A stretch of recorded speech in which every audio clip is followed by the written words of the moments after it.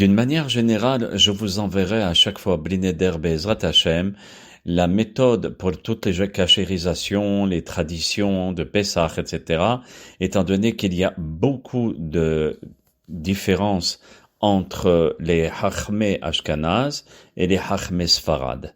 Il y a beaucoup de différences de loi à l'égard de Pessah. Donc à chaque fois, je vous donnerai Bli Neder Be'ezrat Hashem, dans la mesure du possible, les lois de, par exemple, la cachérisation, ou bien les tachanonim, ça veut dire tout ce qui concerne Pessah, selon les règles ashkanazes et selon les règles sfarad. Be'ezrat Hashem, de façon à ce que chacun puisse prendre exactement comme il faut faire, et puis aussi ça vous permettra que si quelqu'un vous pose la question, de connaître et lui dire est-ce que tu es de tradition ashkanaz ou sfarad, et de lui donner selon son rite. Car je vous dis quelque chose de très important. Pourquoi il est important de respecter la tradition de chacun? Parce que si la personne, par exemple, elle est sfarad, et on va lui donner la loi ashkanaz, automatiquement c'est un affront à l'égard de tous ses ancêtres qui sont séfarades et qui ont tranché la loi d'une manière complètement différente.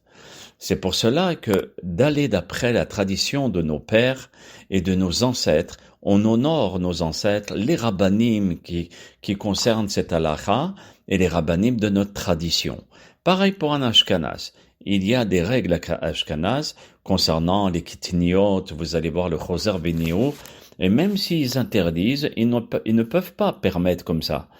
C'est des lois qui ont été tranchées par les grands rabbanim ashkanaz, et on devra donner la loi ashkanaz à ceux qui sont de cette tradition, et sfarad à ceux qui sont de cette tradition, et pas commencer à faire un mélange, une machine à laver où il y a tout à l'intérieur. Ça va détériorer et le linge il va changer de couleur, vous voyez.